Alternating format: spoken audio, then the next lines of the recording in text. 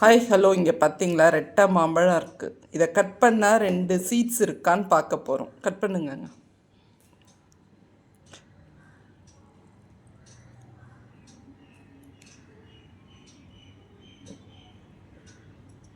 இப்படி நடுவில் போடுங்க, 2 சீடு இருக்கான்னு தெரியும். அப்போ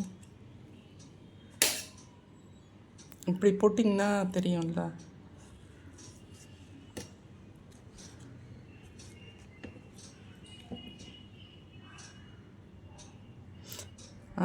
அதை செஞ்சிங்கன்னா சீடு இருக்கா, ஒரே சீடான்னு நான் தெரியும்.